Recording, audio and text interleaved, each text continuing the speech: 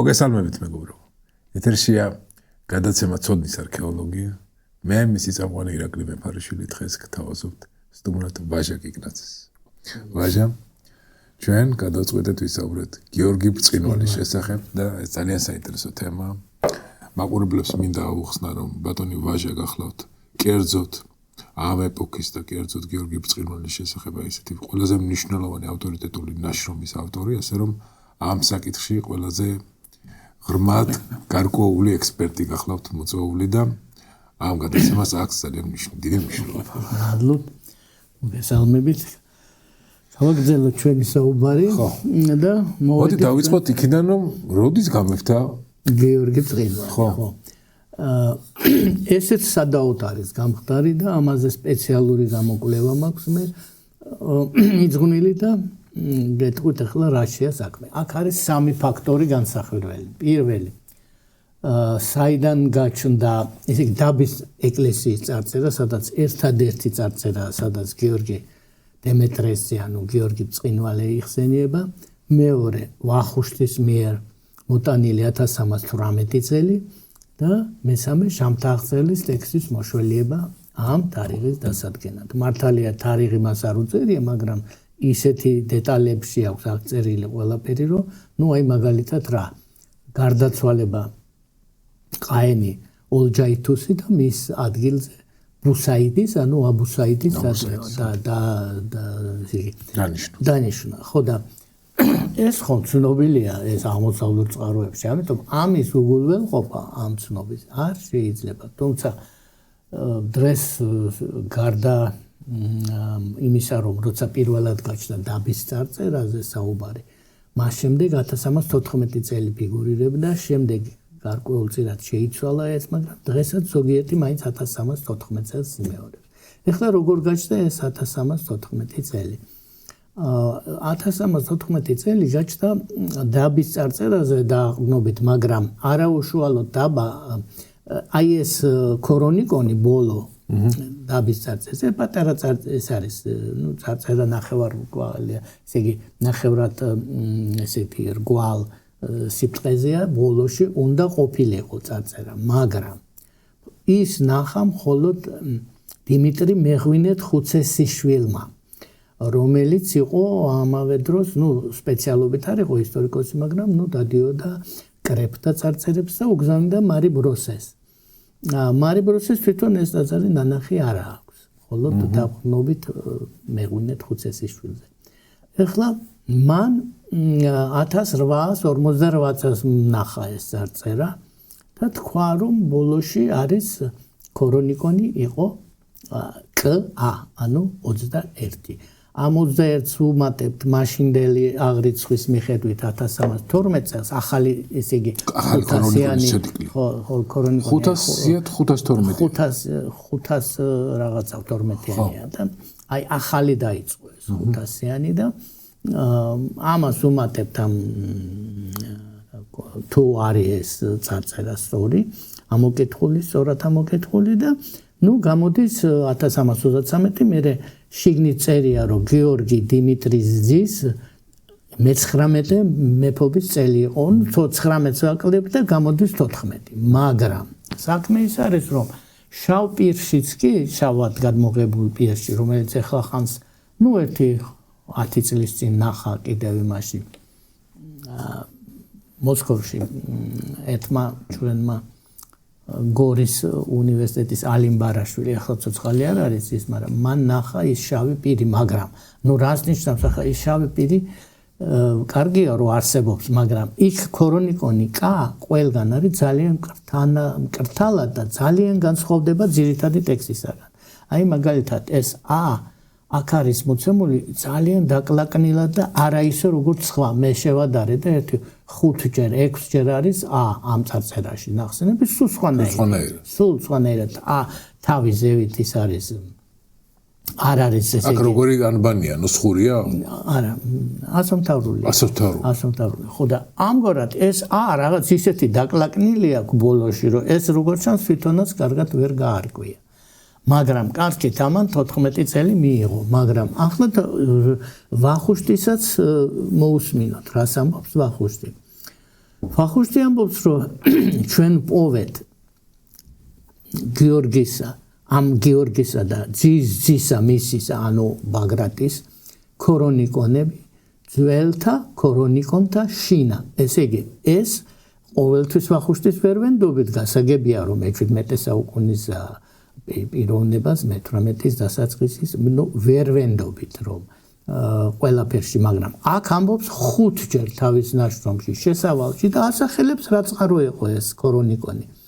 ეს არის ძველი გარიგების წიგნი იმერეთისა გელათურიო. ანუ გარიგების წიგნი დღესაც არსებობს ხელმწიფის კარის გარიგება, მაგრამ ის ბოლომდე, ბოლო წინადადება ხატი პა და წყდება. ესე იგი თითქოს რაღაც ამოხეულია ბოლოში.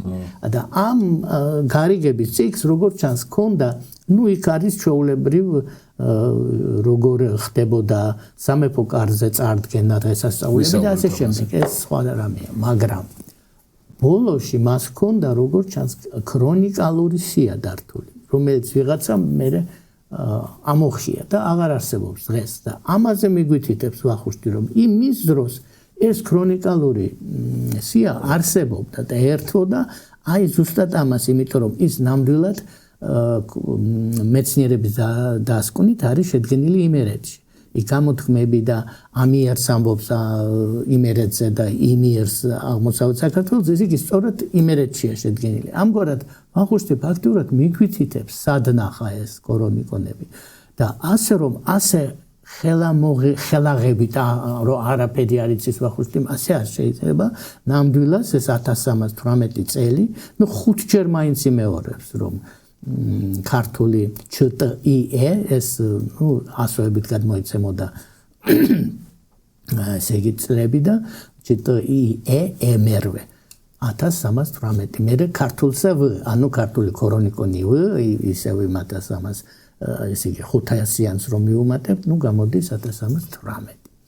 მაგრამ ახლა ეს ვახუშტიც ესე იგი ანგარის გასაწევია ნამდვილად, მაგრამ თავარი მაინც აქ არის ჟამთააღწერელი, რაც წევან თქვი, რომ ჟამთააღწერელი ამბობს, რომ დარაგაიგო გიორგი გარდაცვალება ოლჯაითო ყაენი გარდაიცვალა 1316 წლის დეკემბერში, ხოლო ბუსაიდი ანუ აბუსაიდი ტახტზე ავიდა 1317 წლის აპრილ-მაისში. ესე იგი, და ამის შემდეგ დაამტკიცეს ის მეფე და ჩობანმა მოსცა ყოველი საქართველო და ყოველი მთავარნი საქართველოსანი. ამგვარად თვითონ ჟამთააღწერელი გვეუბნება, რომ ეს ამბავი მისი გამეფება ვერ მოხდებოდა ოლჯაითო ყაენის გარდაცვალებისა და აბუსაიდის ტახტზე ასვლამდე. და ეს კი მოხდა 1317 წელს. ეხლა რა შეხება, რომ 18-ია ვახუშტისთან, ეს გასაგებია, იმიტომ რომ სანამ იქ წავიდა იმ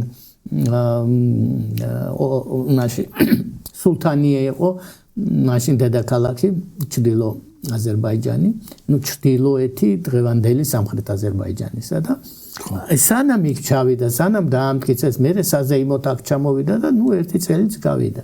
ასე რომ გიორგი მწყინვალე ნამდვილად 1314 წელს არ გამეფებულა, იმიტომ რომ ეს თარიღი სხვათა შორის 5 წლის შემდეგ ვერ ნახა 1351 წელს შეისწავლა დაბის ეკლესია, ცნობილი მაშინ იყო თან გენერალი და თან ძალიან ცნობილი ნუმიზმატი ივანე ბარტოლომეი და მან შეისწავლა და თქვა, რომ არავითარი მე ვერ ვნახე იქ არანაირი ის არ არისო თარიღის აღმნიშვნელია, ანუ ქრონიკონი.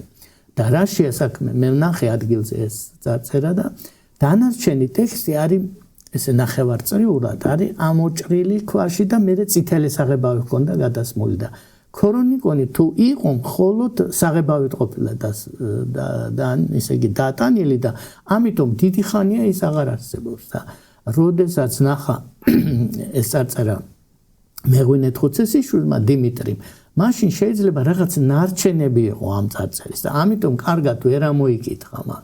და ასე რომ მხოლოდ იმაზე დაყრდნობით, რომ აი მეღვინე თხუცესიშვილმა ნახა და ეს 1314 გამოდის, ეს არ არის მეცნიერულადაც და რეალურადაც სწორი, იმიტომ რომ აგერ პირდაპირ გვეუბნება ჟამთაღწერელი როდის მოხდა გიორგის გამეფება. ამას ყურადღებას რატო არ აქცევდნენ? იმიტომ რომ თარიღი არ უწერია მას.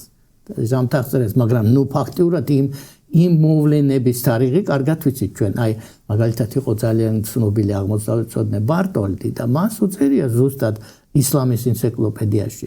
როდის გარდაიცვალა? ნუ აღმოსავლეთ წყაროებში ცნობილია, როდის გარდაიცვალა ოლჯაითუ, ხუდაბენდეთ წოდებული და როდის ავიდა ტახტზე 12 წლის აბუ საიდი. ხო, აი ეს ალბათ არის გადამწყვეტი. ეს არის ძალიან მნიშვნელოვანი, იმიტომ რომ თვითონ პირველად წყარო გვეუბნება. ხო, ეს იმდენად მრავალჯერადად გადამოწვეული და მრავალჯერადად წყაროდ განმტკიცებული ფაქტია, რომ ამ წელიწადს გარდაიცვალა და ამის შემდეგ მოხდა უკვე გიორგი მეხუთის მეფედ კურთხევა და მთელი მისი ასე თქვა პრივილეგიების გამტკიცება, რომ ალბათ ამ ფაქტს უბრალოდ გვერდს ვერაულით ნავდება. ხო, ანუ მხოლოდ იმ ფაქტით, რომ რაღაცა ამოიკითხეს, ასე თან ახლა თვითონ დღესაც რო იკითხებოდეს, გასაგებია, მაგრამ ეს ერთადერთმა პიროვნებამ ამოიკითხა, ისიც არ არის თავის წაკითხულში მთლად დარწმუნებული, იმიტომ რომ ძალიან მკრთალადაა ეს და თან ძალიან როგორც ვთქვი, განსხვავდება დანარჩენი ტექსტისგან ეს ქრონიკონიკა. ამგვარად გიორგი ბრწყინვალე გამეფდა 1318 წელს. ეხლა პოლიტიკური მოვლენები. ჩვენი სულთანი მეფე მანამდეც გამეფეს. კი, და ის გამოყენებული იქნა როგორც არასრულწლოვანი მეფე გიორგი დავით მერვეს წინააღმდეგ და ეს ეპიზოდები მე აი როგორ განვითარდა, შემდეგ ვახტანგი, შემდეგ დემეტრე როგორც ჩვენ წინააღმდეგ შევთანხმდით და ის პერიოდი როცა ეს დაახლოებით 13 წელს, ეს არის დემეტრე მე მგონი 1313 წელი, ხო, დაახლოებით 12-13 წელი. ის დემეტრე არის 1311 წელი. ხო, აი ეს პერიოდი დაუშვათ 11-დან 18-მდე.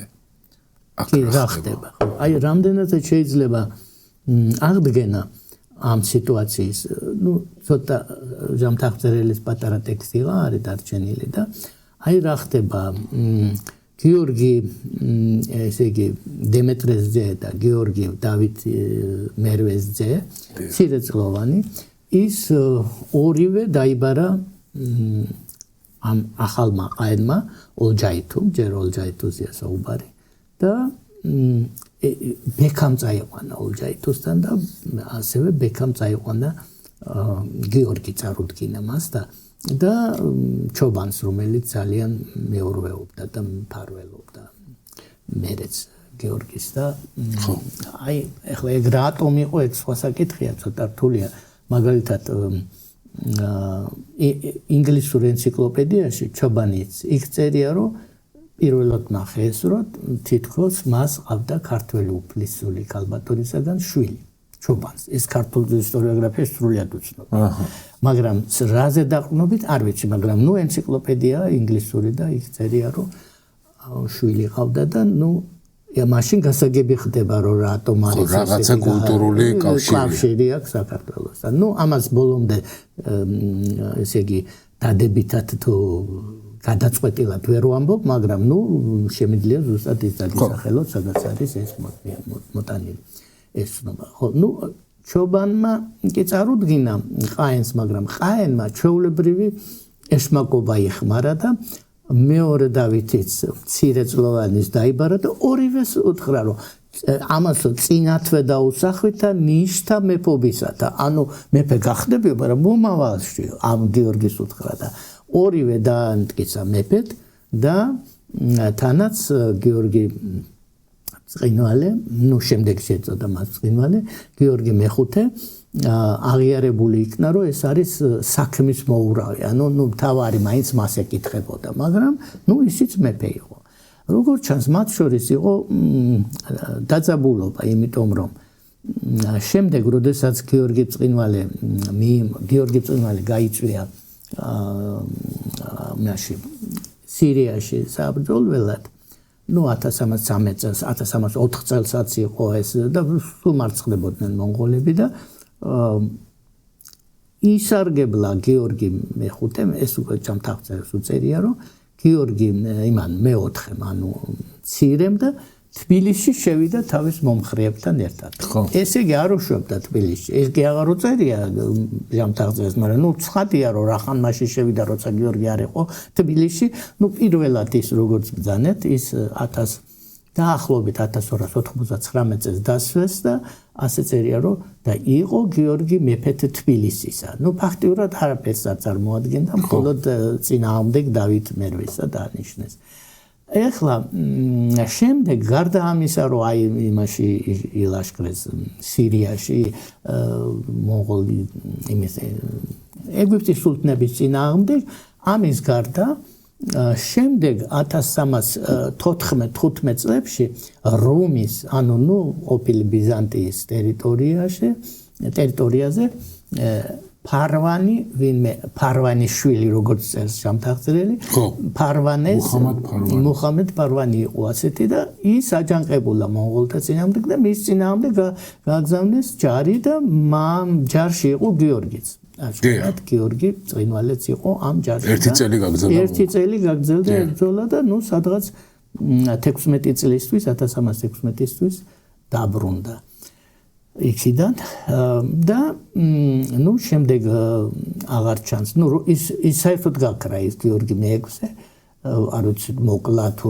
რა თუ გადაასახა ნუ არ ჩანს საერთოდ და მე უკვე წდება კიდევაც ჯამთაღწერის თხრობა ანუ აქ არა გვაქვს კარგი ცნობები რომ ესე დეტალურად კარგად გავიაროთ არ ვიცით აი რა მოუვიდა გიორგი მე-6-ს ანუ მე-4-ს კი არა მე-6-ს მე-4-ს და უბრალოდ აი გაქრა თხრობიდან და ნუ მე ამბობს რომ მცირეწლოვანი 12 წლის ოღონდ ჯამთაღწერელი ამბობს რომ ვითარცა 7 წლისაო ესე იგი პატარა იყო ეტყობა ეს აბუსაიდი და მას 7 წლისად მოეჩვენა თუმცა 12-ის ყოფილა როგორც აღმოსავლური წყაროები გვეუბნებიან და ეს ის არაფერს არ წყვეტდა საჭმელსაც კიო ყველაფერს მიუტანდა ხოლმე და ყველაფერს აკეთებდა ჯობან ნოინი. ხო, ესეთი რაღაცას გიწერია, რომ ნორმა თქონდა 2 ჩიტი. 2 ჩიტი თქონდა დღეში საჭმელად.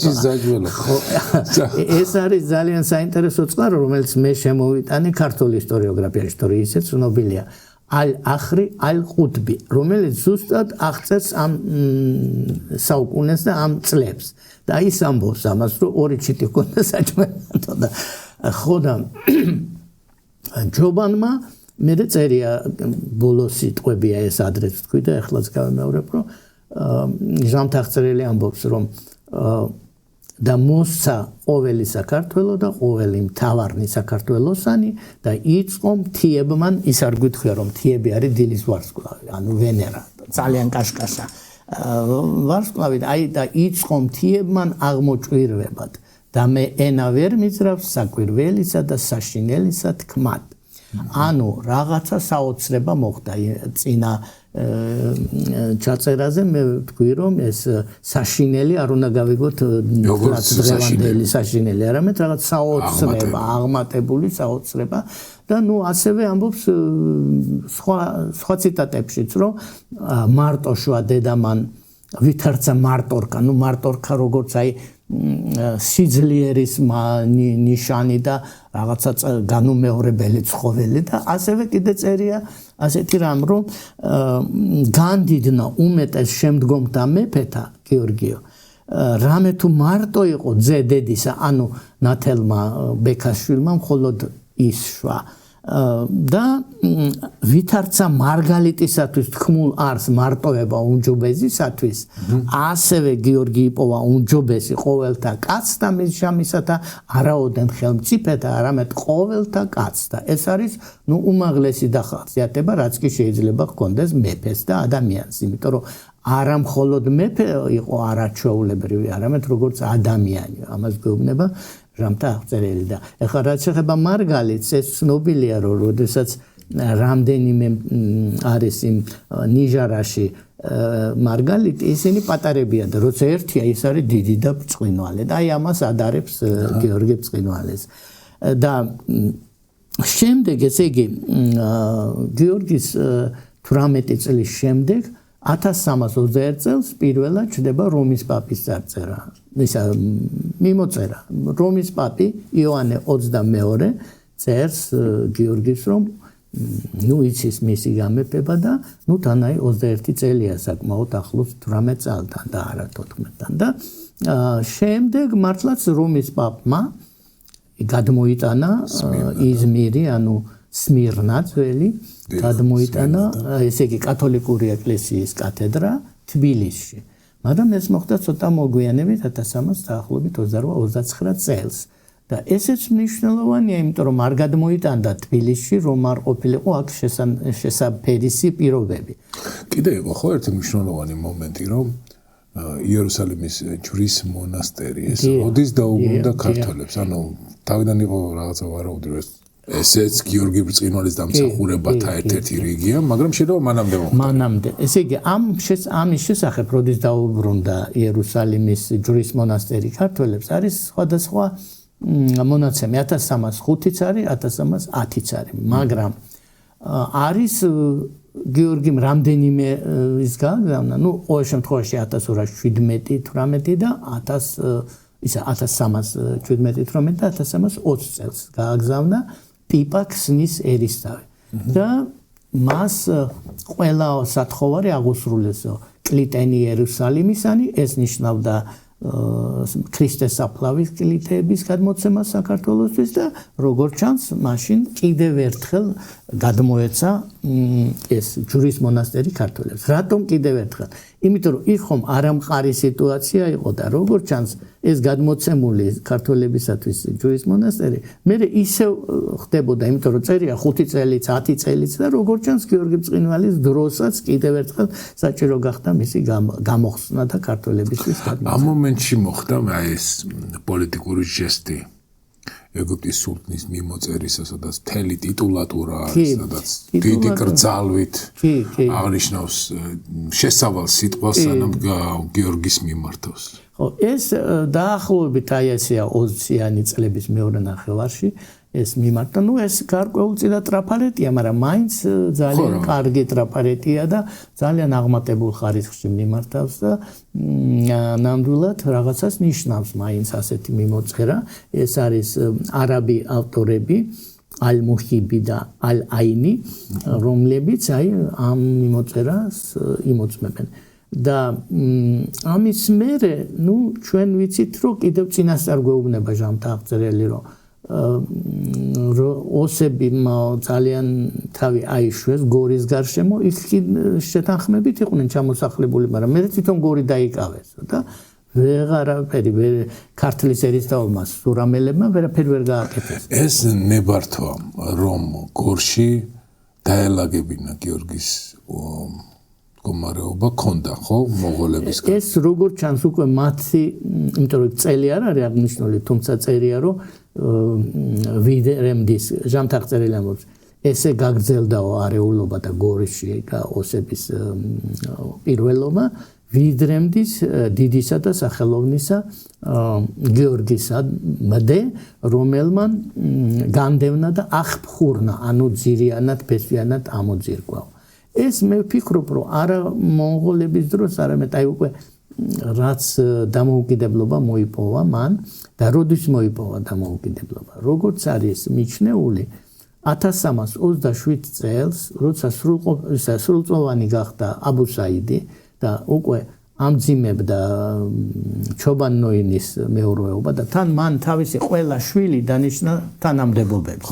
და ეს უკვე აღარ მოწონდა ყაენს და დაიწყო მის წინააღმდეგ ბრძოლა, მაგრამ ეს ბრძოლა დამთავრდა ჩობანის დამარცხებით. ისე ჩობანი რაღაცა მართლა განსაკუთრებულად კვალიფიციური პოლიტიკოსია. კი, ნამდვილად ძალიან ფაქტია რომ ერთია რომ გიორგი ტაქტიკურად და პოლიტიკურად კარგად მოქმედებდა, მაგრამ ის პატივისცემაც ალბათ გულწრფელია, რომ ჩობან ნოინს ერთგულობს, რაღაცით, დამაჯერებელია ჩობანის წინააღმდეგ წასვლას არ რისკულობს არასოდეს. თან გიორგი საკმაოდ ისეთი ადამიანია, რომელიც საჭირო დროს გარისკავდა აუცილებლად. გარისკავდა და ესე იგი როგორც ჩანს, ეს იყო ურთიერთდახმარება. არა მარტო ისე როგორც დავით ლანგმა დაწერა პატარა სტატია საქართველოს გიორგი ბრწყინვალის მეფობისას 1956 წელს და იქ ძალიან ისე ხისტად ამბობს რომ მხოლოდ ჩობანის მეურვეობის დროს იყო საქართველოს აღმავლობაში როგორც კი ჩობანი დაემხო საქართველოს დაემხო ეს ასე ნამდვილად არ არის ეს არის ძალიან პრიმიტიული მიდგომა ის ჩობანი მართალია გიორგის ეხმარებოდა მაგრამ გიორგიც ეხმარებოდა როგორც ჩანს აი როდესაც ჩობანი მიდიოდა სადმე ეს აღმოსავლურ წყაროებში ენადგომი თქვა ჩრდილოეთ კავკასიაში რამდენჯერმე მოხდა იქიდან საზღვარის დარღვევა ყოველთვის საქართველოზე გაივლიდა ხოლმე და აქ როგორც ჩანს ეხმარებოდა გიორგი როგორც სურსათით ასევე ხალხით ახლა აშკარად ასეა იმიტომ რომ ყოველთვის საქართველოზე გადიოდა ჩობანი და ამათ ჰქონდათ იმდენად ახლო და საინტერესო ურთიერთობა რომ აგერ ეგვიპტის სულთნებამდე მისულა რომ ესე იგი ჩობანიო მათი მეფის ოღონდ ნუ მეფის სახელი დამახინჯებულია ბრტლემა წერია მაგრამ ნუ გიორგი ბრწყინვალის გარდა იქ არავინ არ არის ამ დროს და ნუ ზოგი ფიქრობს იქნებ ბრტლემა ბრწყინვალის ის იყოს და არაბულად ასე გაიგეს და ბრტლემა დაწერეს და ნუ იყო ასეთი დიმიტრი კოჩალეიშვილი რომელიც ეგვიპტოლოგი იყო და მან დაამტკიცა რომ ნამდვილად გიორგი ბრწყინვალის ბრტლემა და ნუ ჯავახიშვილიც ასე ფიქრობს ასე რომ ამათი ურთიერთობა იყო ურთიერთგანპირობებული როდესაც ჩობანს სჭირდებოდა ამ მუდმივი შეთქმულებები გადატრიალებები ხდებოდა სახაენოში და გიორგი მის მხარეზე იყო ისე როგორც თავის დროზე დაეხმარა რამოდენიმე ეპიზოდია როცა ოქროს ურდოსთან დაპირისპირება და აქ გიორგიმ როგორც სივრცე შესთავაზა უკან შემოვლითი ასე თქვა მანევრის გასახორციელებლად და ერთ მომენტში ჩობან ნოინი ერთ-ერთ ბრძოლაში ცხენიდან ჩამოაგდეს კინაღამ დაიღუპა მაგრამ მომო იმავე წელს მან მოახერხა მაინც გამარჯვება და ეს მთელი სამხედრო ოპერაცია რომ ეს ყველაფერი ხდება თან საქართველოს ტერიტორიაზე ეს რომ არა ისევ გიორგის უპირობო მხარდაჭერა კარგა მოუვიდა და მას და ნამდვილად ასეა ნამდვილად იმიტომ რომ ბუნებრივი ახლა იქ ჟამთაღწერილს აღარა გვაქვს ტექსტი მაგრამ ფაქტია რომ როგორც ჩობანი ეხმარებოდა ისე გიორგიც მას ეხმარებოდა ნუ 1327 წლამდე 27 წელი თან საქართველოს მიენიჭა ხასის სტატუსი ხო ხას ეს ადრევე იყო ხასინჯოს სტატუსი მაგრამ ამ დროს აღარ აქვს მას ხასის სტატუსი 1327 წელს ეს მნიშვნელოვანი წელია როცა აბუ საიდმა ჰერათში შეფარებული ჩობან ნოინი მოღალატურად შეიპყრო და ნუ მოკლა. ამის შემდეგ დაიწყო არეულობა საყაენოში და აი არ არსებობს რომ არ გამოეყენებინა ეს მომენტი. მაშინ თვითონ გიორგის დაჟიდნენ. მას დაიბარებდნენ, იმიტომ რომ ყველა მიცოდა აი ვიქამდე მივიდა ამბავი რომ ესენი ასეთი მეგობრები გამოვარდებოდა ჩვეულებრივად დემეტრეს ისტორია. დემეტრეს ხო და ამიტომ ცხადია რომ ის უკვე მზად იყო იმისთვის რომ დამოუკიდებლობა გამოეცხადებინა და არა ჩობანის მეურვეობით, არამედ დამოუკიდებლობა სრულიად ესე იგი მისი ასე ვთქვათ მისი სიძლიერით და მისი ერთპიროვნული მმართველობით, იმიტომ რომ რამდენადაც ვიცით ახლა ნუ ფაქტიურად ჩვენ აი ზოგი აღმოსავლური წყაროდან ზოგი ქართული აი ვთქვათ იგივე ძეგლი ერისთავთა ეს არის ქსნის ერისთავთა ქრონიკებიდანაც არის რაღაცა მასალა, იმიტომ რომ რეალურად არაფერი აღარ არის ჩვენი აი ზუსტად წდება ის ჟამთაღწევის ცხოვრება და აღარა გვაქვს გაბმული ტექსტი, მაგრამ გარკვეული მაინც შეიძლება აღდგენა ამ პერიოდის 27 წლის შემდეგ და აი ის იგივე ალ-ყუდბი ალ-ახრი რო ნახოთ აი რას ამბობს ეს ალ-ახრი ალ-ყუდბი რომ ესე იგი დაუნაწილებიათ თავისისთვის ტერიტორიები მონღოლ ნოინებს და იქ ერთგან წერია რომ ესე იგი მხოლოდ ესე იგი საქართველოს შესასვლელამდე მიუღია ერთ-ერთ ნოინს ესე იგი მართლობა და საქართველოში არა, საქართველოს შესასვლელამდე და დანარჩენი ჩამორთვლილია სხვა რეგიონები და ეხლა ეს არაფერ არ მოიტყუებოდა ეს აღმოსავლელი სპარსულენოვანი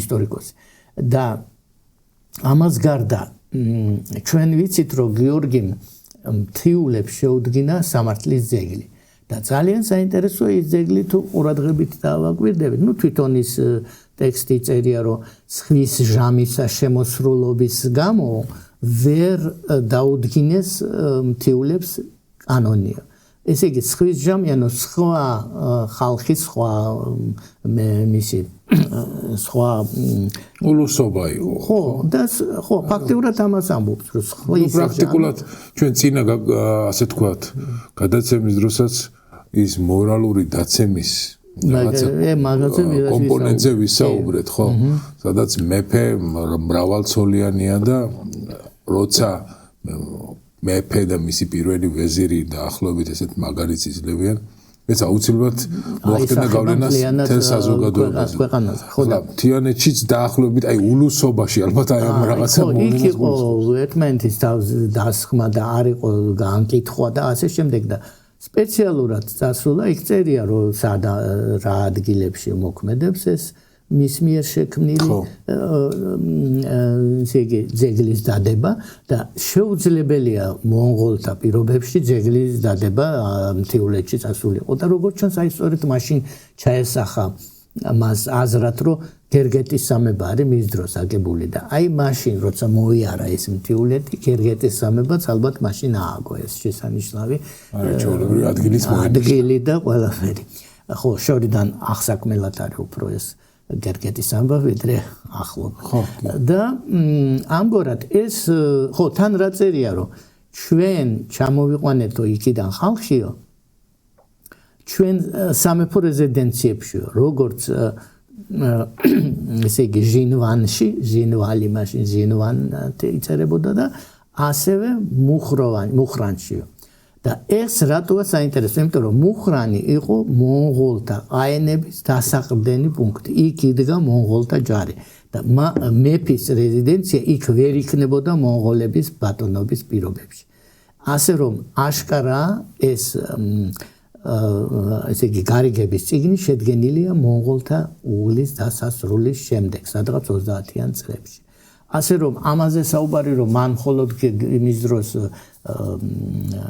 ჩობანის მფარველობის დროს მოიპოვა გავლენა და მერე დაეცა საერთოდ და ხო ლანგი ამბობს რომ გაიქცა ისიც როგორც რუსუდანი და დასავლეთ საქართველოს და ქუთაისში იყო ნუ ეს მისი მოსაზრებაა მხოლოდ იმიტომ რომ არის რამდენიმე მონეტა რომელზედაც აწერია გი ანუ გიორგი ხო და აიო ესე იგი გადავიდა იქო და იქ შეაფარა თავიო მაგრამ ეს არ არის სწორი ეს არის ესე იგი ძალიან სივად მოაზროვნე უცხოელის დასკვნა რომელიც აი არ იცნობს ისე არც ჟამთაღწეველს არ ახსენებს საერთოდ და ამბობს რომ ახლა რა იცის ვახუშტიმ და ორი საუკუნით მოგვიანებით მაგრამ ვახუშტიმს საკმაოდ სერიოზული წყაროები ჰქონდა მაშინ და ამბობს ხშირად. ნუ ხა ზოგან ამბობს თვითონ როგორც ჩანს ლოგიკურად აზროვნების შედეგად, მაგრამ ამბობს ამას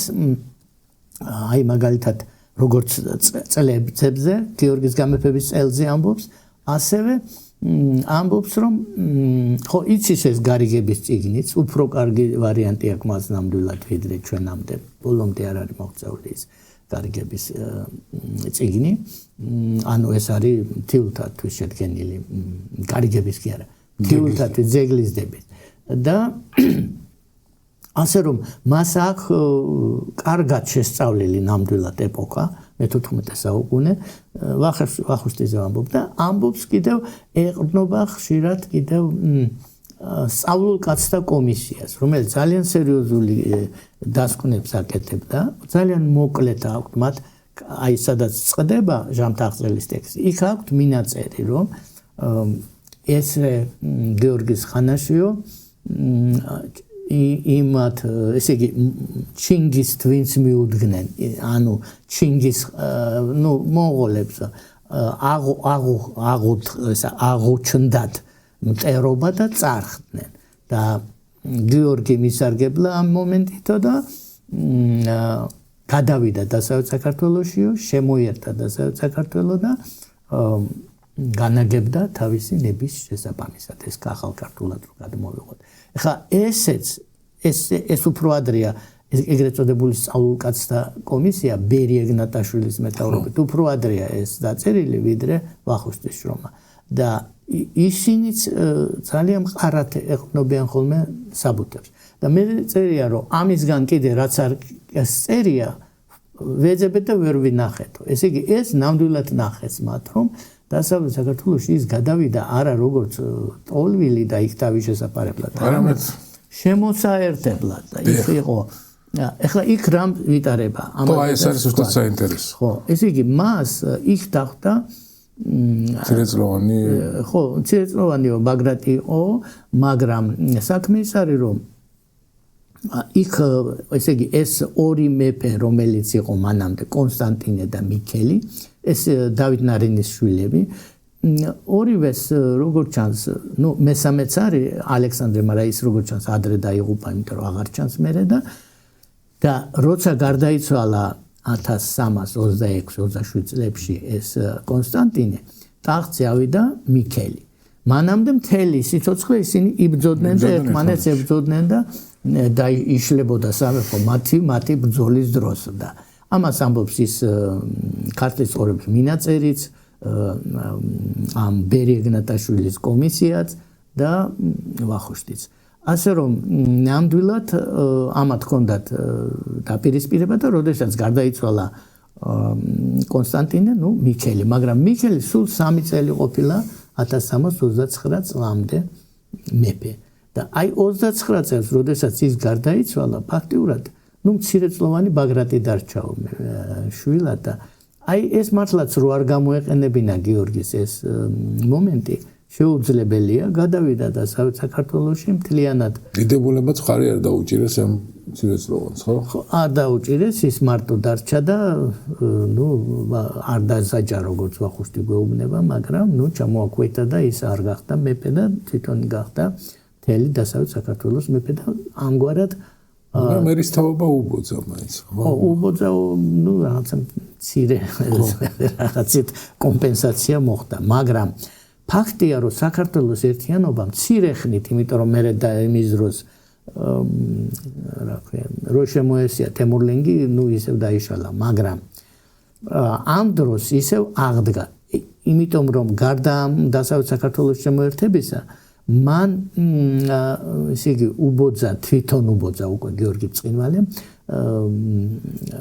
თავის ბიძას ერთ-ერთ უმცროს ბიძას ანუ ბექას შვილს ამინის პასალარობა და ათაბაგობა და ამგვარად თვითონ დასაო სამცხის ათაბაგა და ეს რო არ არის ვახუშტის მოგონილი იქიდან ჩანს რომ ამას ამბობს ჯამთაღწერელიც რომ აი ესენი განდგნენ და გახდნენ ცალკე დამოუკიდებლები ანუ პირდაპირ მონღოლებს დაემორჩინენ ვიდრე ჟამთამდეს წინვალისა დიდისა გიორგისამდე ესე იგი ნუ მაშინ შეიცვალა ეს სიტუაცია ერთი საინტერესო ეპიზოდი გიორგის მეფობაში და ალბათ ემთხოვა ეს მოვლენა აი ამ მიმდინარე მოვლენებს ჩვენაზეც საუბრობთ როცა გათავისუფლდა საქართველოს მონღოლთა ბატონობისგან და მთელი ტალღა გვაქვს რაღაცა პროცესების ხო ეს არის მონღოლებთან თანამშრომლობაში გამოჩენილი თავადების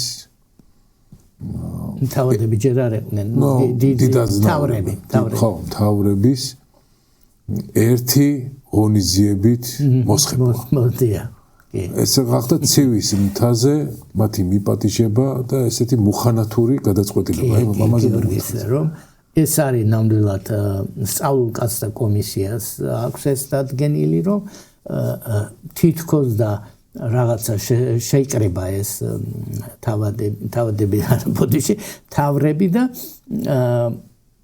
ესე იგი ყველა მერე სიკვდილით დასაჯა გიორგი ბრწყინვალე ეს როგორც ჩანს მართლაც ისინი ამ ბრძოლის დროს როგორც ჩანს მიუდგნენ ჩინგიზებს ანუ მონღოლებს და ერთი შეკრებით თითქოს რაღაც მნიშვნელოვანი საკითხი უნდა განეხილათ აქ ცივზე, კახეთის ცივზე და ყველა ხო და ფაქტიურად ყველა შეიპყრო. ნუ ერთგვარად ეს არის არ არის ძალიან სასიამოვნო, მაგრამ როგორც ჩანს სხვა გზა მან ვერ ნახა მაშინ და ამ ერთი მოსმით ესე იგი გააწყვიტა ეს თავისი კრები. ეს პოპულარული სერიალი არის სამფუკარის თამაშები. თუ იცით თქვენ, ეგ არის ესეთი ეპიზოდი, ანუ სისხლიანი ქორწილის და ქორწილის დღეს აი ეს მტრებს შემოიტყუებენ და უცებ ყველას დახოცავენ. ეს არის მთელი ასე თქვა სოფლიოს აუდიტორია იყო ამით შოკირებული. ის რა თქმა უნდა ფიქცია, მაგრამ აი აბსოლუტურად ნამდვილი ამბავი საშინელი ეს შემთხვევა. ეს მართლაც ის არის არც თუ დიდად მისაბაძი, მაგრამ ნუ მე ალბათ წაადგა საქართველოს დამოუკიდებლობაში და ის რომ საქართველო დამოუკიდებელია 30-იანი წლების შემდეგ ჩანს კიდევ უცხოური ლათინური წყაროდან, როდესაც გიორგის მოსწერა საფრანგეთის მეფემ რომ მოდი და ერთად ვილაშქროთ ჯერ კიდე არ იყო დამთავრებული ეს ნუ ოფიციალურად დამთავრებული იყო მაგრამ მაინც სულ იყო პროექტები რომ იერუსალიმის გამოხსნის და გამოუგზავნა წერილი გიორგის რომ ვილაშქროთ იერუსალიმში და პასუხი არის შემორჩენილი და ეს პირველად მე შემოვიტანე მიმოქცევაში რომ საფრანგეთის ღვთაებრივი ხელმწიფენი ესე იწყება ეს წერილი. ხშირად აღძრავენ აღმოსავლეთის მეფეებს სარაცინთან ურწმუნოთა წინააღმდეგ საბრძოლველად, მაგრამ შემდეგ გვტოვებენ მარტო ამ ბრძოლაში და აი თქვენ დაადგინეთ და გადმოლახეთ ზღვა, ანუ ხმელთაშუა ზღვა და მეც იქ მიხილავთ ჩემი 30,000 შეერაღებული ჯარისკაცით. ეს ძალიან მნიშვნელოვანი ცნობაა. 1330-33 წლით თარიღდება და აქედან ჩანს რომ საყვედურსაც ეუბნება გიორგი არა მარტო მზად არის თან მიიღოს მონაწილეობა, არამედ საყვედურსაც ეუბნება რომ ხშირად აუგზრავთ იმათ წინააღმდეგ და მე მარტო გვტოვებთ. ამგვარად აი ამ წყაროთიც დასტურდება რომ დამოუკიდებელია და თავისუფლად მოქმედებს უკვე აღარ არის მონღოლთა ხელქვეითი და შემდეგ კიდევ არის საინტერესო მომენტი 1341 წელს ტრაპიზონში. ტრაპიზონის იმპერიაზე გავლენის აღდგენა. კი, იმიტომ რომ იქ ქართველთა ორი დასი გაჩნდა პრობიზანტიური და პროქართული და პრობიზანტიური დასი ძლიერია, მაგრამ ანა ხუტლუც წოდებული იყო ერთ-ერთი ხელმწიფე ქალბატონი, რომელმაც ხელში ჩაიგდო ძალაუფლება, ოღონდ როგორ ლაზეთში წავიდა და იქიდან მოიყვანა ჯარი. ნუ ლაზეთი ეს არის ზოგადად ნათქვამი საქართველოზე, იმიტომ რომ ნუ ლაზეთი ისე იქ არის ტრაპიზონში და ამგვარად ლაზეთში კი არ წავიდა, საქართველოში წავიდა და იქიდან ჩამოიყვანა ჯარი და ნუ მართალია ძალიან დიდხანს არ გაგზელდა მისი ანა ხუტლო წოდებულის მეფობა, მაგრამ ნუ ბრძოლის ერთ-ერთ ეპიზოდს აღნიშნავს 1341 წელს მოხდა ეს რომ მან ხელში ჩაიგდო ტრაპიზონში მეფობა და ქართველთა დახმარებით და ეხლა ამ აქაც არ ეთანხმება ქართულ ისტორიოგრაფიას დევიდ ლანგი და ამბობს რომ რა თუნდოდა ქართველები ის თვითონ ალბათ ლაზების დახმარებით მოახდინა ეს, მაგრამ აქ აშკარად ლაზებს გულისხმობს, სხვა ლაზები იქვე არიან ლაზები და სადღა უნდა წასულიყო, ესე იგი ეს აშკარად ნუ ეს ბიზანტიელი ისტორიკოსები ამბობენ ამას რომ ესე იგი ლაზების დახმარებით აქ ორი პარტია გაჩნდა, ნუ პირდაპირ ამბობენ ნიკიფორე გრიგორასი და მოკლედ ბიზანტიელი ისტორიკოსები პირდაპირ ამბობენ რომ ორი დასი გაჩნდა. ამგვარად ეს მეორე დასი იყო პროქართული და ნამდვილად საქართველოს ჩაერია ცხადია ამ საქმეში და ალბათ გიორგიც საქმის კურსში იყო და ისიც ეხმარებოდა ამ საქმეში და ნუ შემდეგ ჩვენ ფაქტიურად არაფერი არ ვიცით, გარდა იმისა რომ 1346 წელს საშინელი სენი გავრცელდა მთელს კავკასიაში, ჩრდილო კავკასიაში,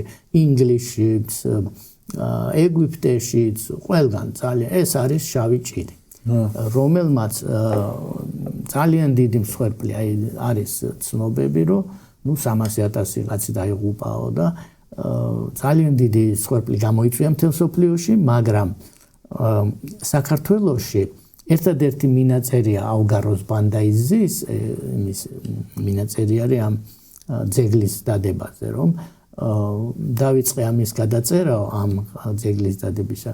როცა იყო დიდი სიკვდილიანობა, ეტრატის სიძვირე და შფოთიო და ეს არის ის ლანგმა თორე ნამდვილად გამოიყენებდა, რომ აი როგორი არეულობა იყო საქართველოში, იმიტომ რომ ის ამბობს, რომ საქართველოში დაიწყო არეულობა, როგორც კი ჩობანი მოკვდა.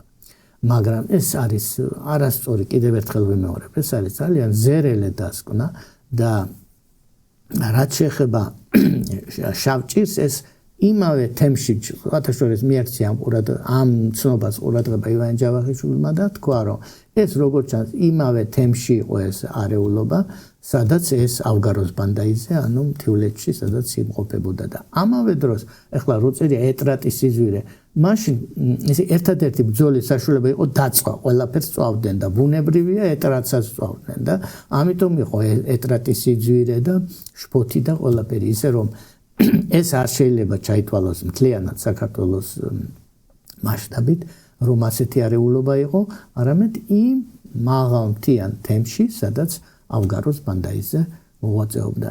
და საერთოდ ეს ფიქრობ, რომ შეიძლება გიორგი ბრწყინვალეც ამ შეეწირა ამას, იმიტომ რომ ჩვენ ხო არ ვიცით, რომ ეს ლანგის ჰიპოთეზა, მაინც ყველაზე სერიოზული არგუმენტი მაინც ალბათ ის არის, რომ იყენებდნენო საქართველოში მონღოლურ მონეტას, ხო?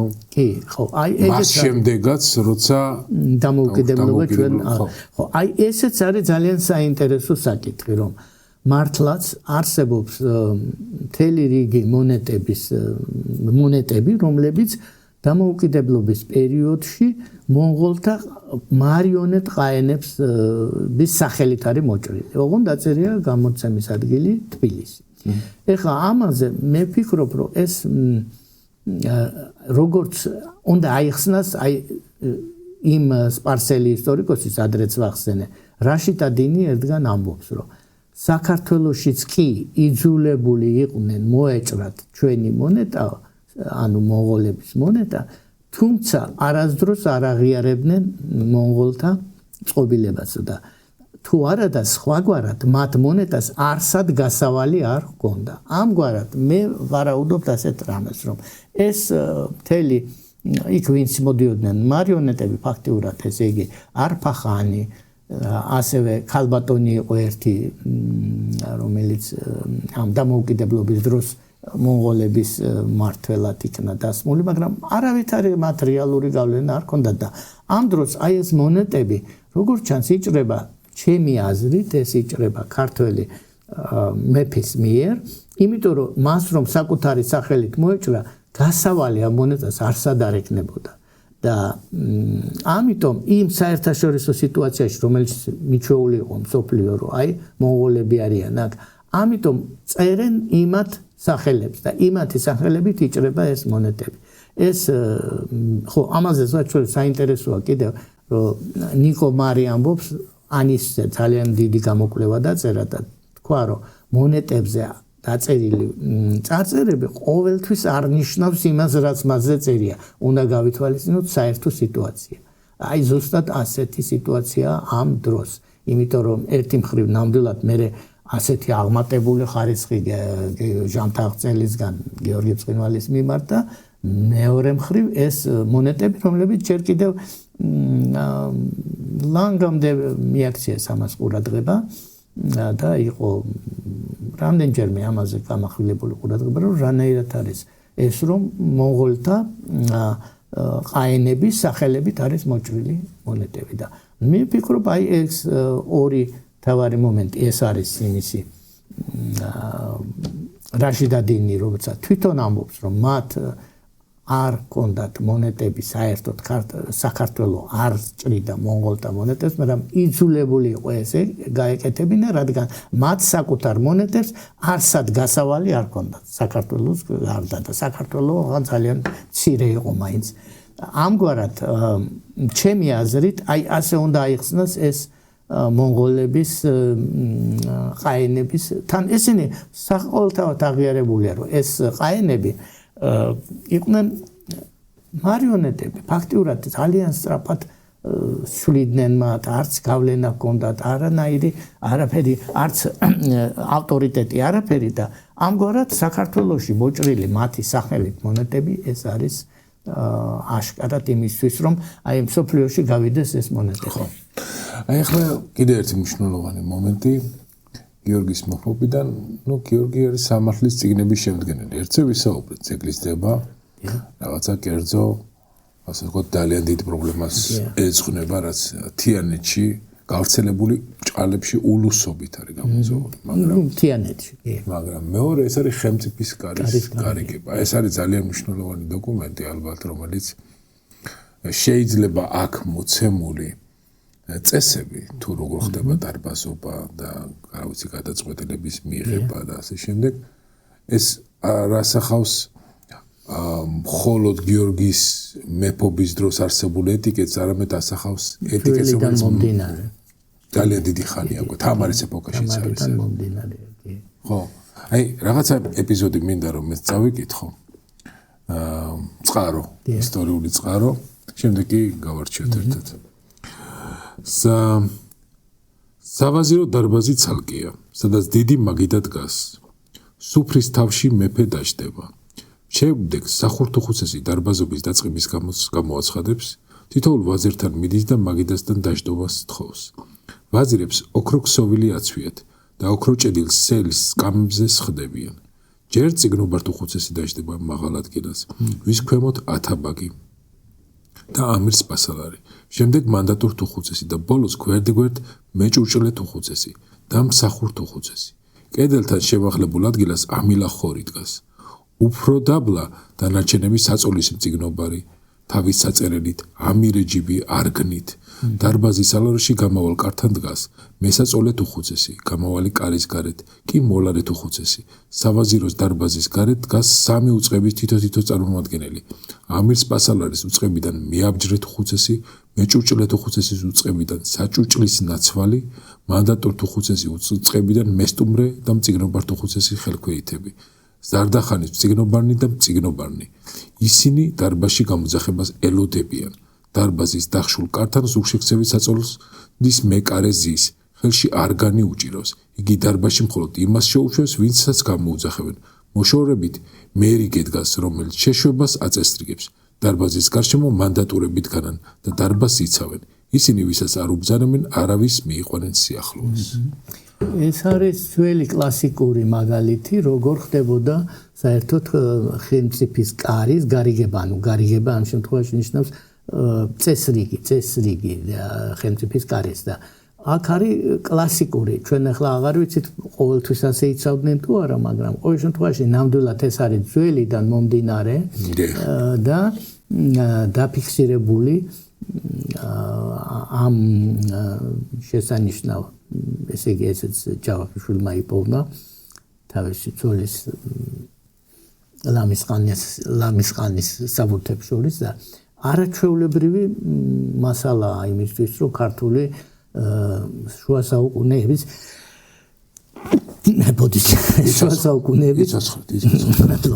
შუა საუკუნეების აღვადგინოთ მართლობის სისტემა. აი ჩამოყალიბებული არაჩვეულებრივად ყველაფერი ვის რა ევალება, ვინ როდის შემოდის, მე ეს ისინი საეკლესიო პირებიც ვინ ისეთ სკამზე ჯზის, რომელსაც რაღაც ოქროზე ზოგი იმის გარეშე და ესე იგი აბსოლუტურად ყველაფერი არის კარგად გამიზნულად გაკეთებული და აქცენტის მაინც ღირსშესანიშნავი ისეთი მომენტი არის ასნაური სუფრის თავზე ანუ ეს მომენტიც ანუ სუფრა აქ რა მნიშვნელობით არის ნათქვამის ნადიმის პროცესი არ არის ხო ეს სუფრა ისევ რაღაცა ჩვენებურად თათბირის პროცესი უფრო არის ხო მე მგონი აი როგორ მიიღებენ გადაწყვეტილებებს და აი სუფრა კიდე უფრო დიდი ტრანსცენდენტული მნიშვნელობითაა მე მგონი მოცემული ხო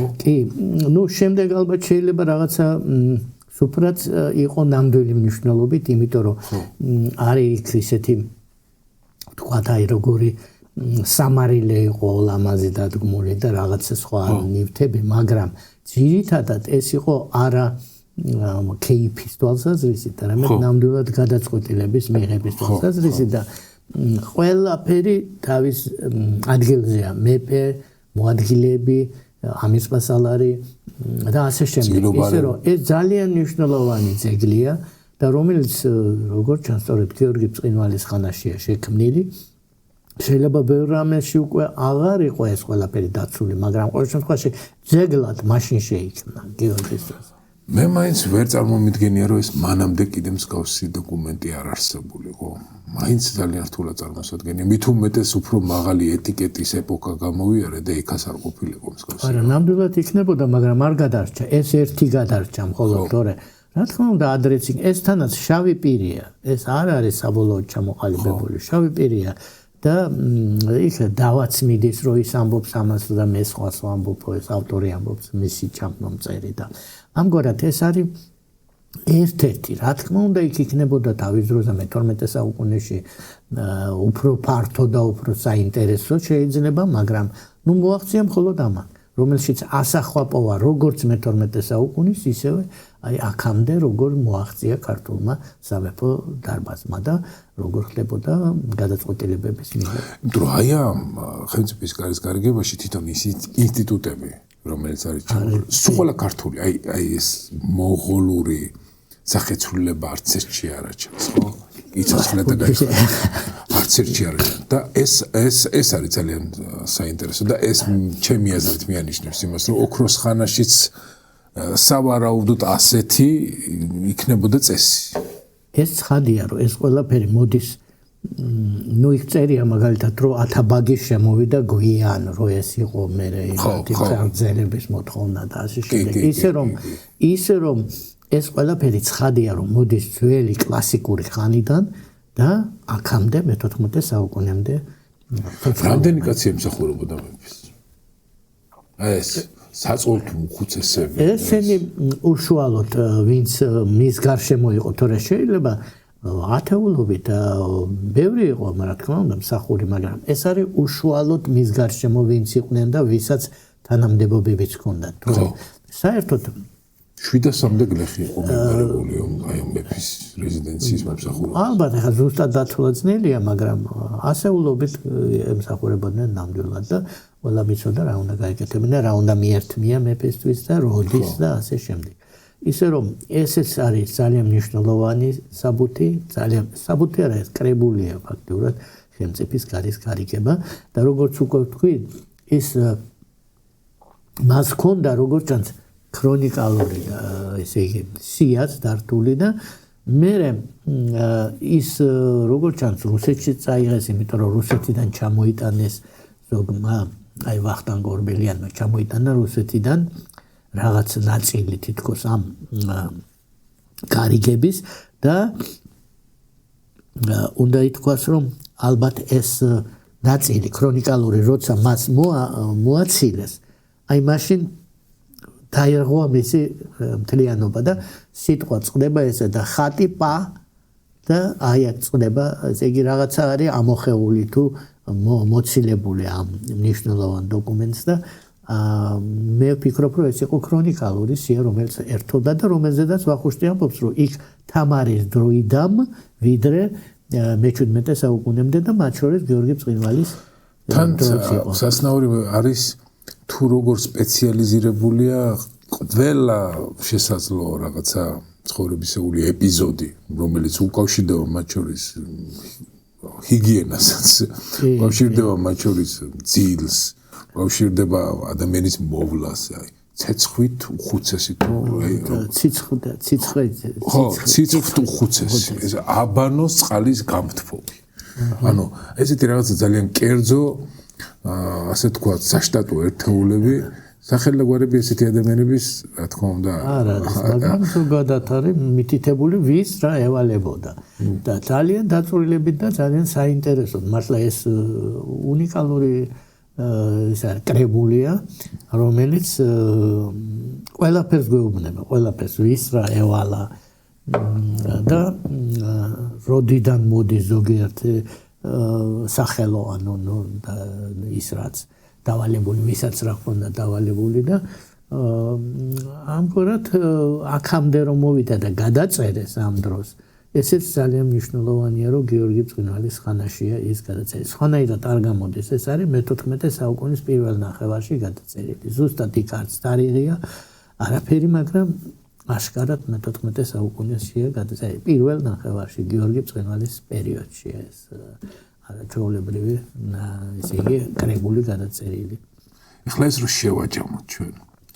ანუ დავით აღმაშენებელის მეფობის სტილი და მისი პოლიტიკური ცხოვრების სტილი ეს არის უფრო რაინდული, უფრო მებრძოლი, უფრო ლომის მიერი, ასე თქვათ, გადაწყვეტილება, მაგრამ თუ კი მაკიაველისტურ ტიპოლოგიას ავიღებთ ლიდერების, ეს უფრო მელის ტიპის ლიდერია, მაგრამ უფრო საზრიანი, უფრო ჭკვიანი, უფრო მოხერხებული.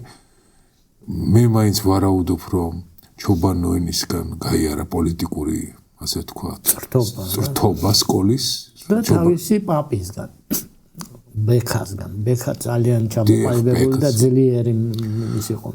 და ეს მისი ძალა არ არის აი ამ ლაშქრობებსა და რაღაცა საომარ ტაქტიკა და სტრატეგიებში. მისი ძალა უფრო აი ამ რაღაცა პოლიტიკური მოვლენების ანგარიშია, რომელშიც არ ცდებოდა.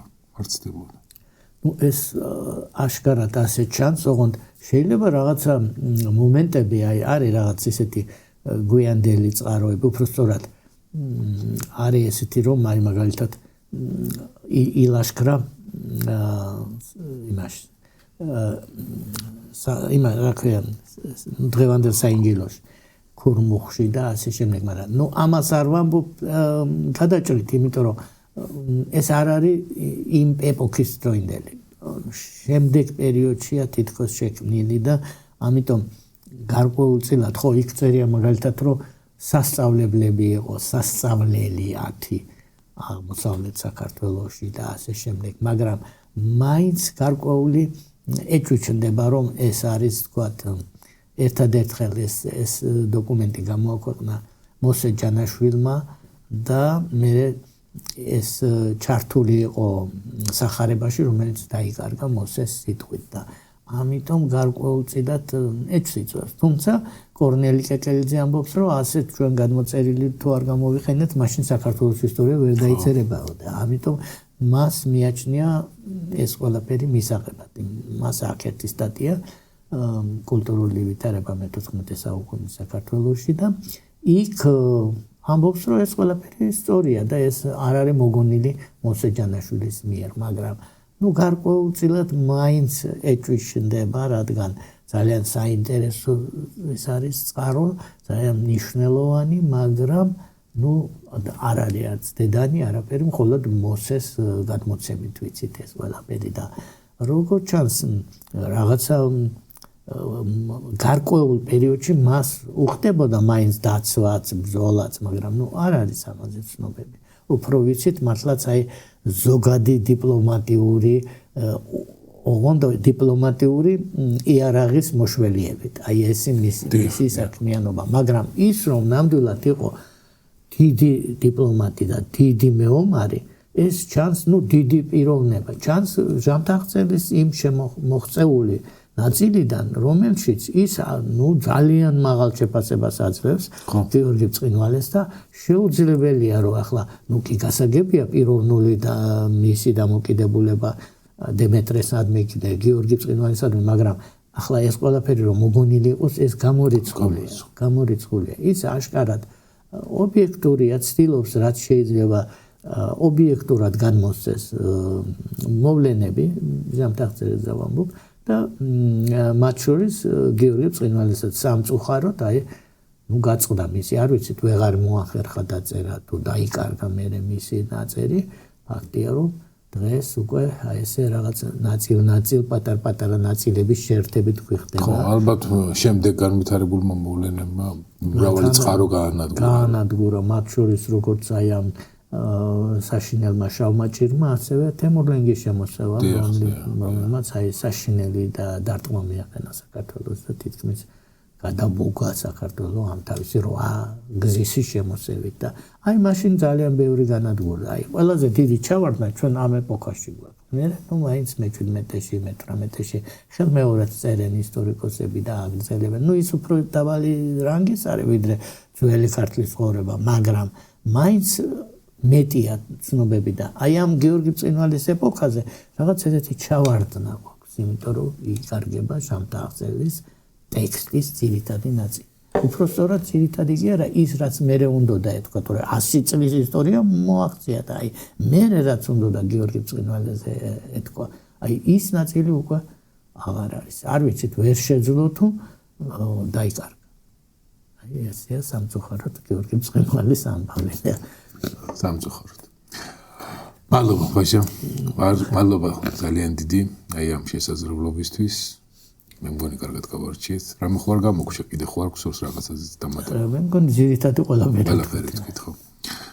მეგობრებო, ეს გახდათ ბატონი ვაჟა კიკნაძე, მე ირაკლი მეფარიშვილი, გადაცემა ცოდნის არქეოლოგია დროებით გემშვიდობებად. შევხვდებით მომავალ კვირას. ნახვამდის.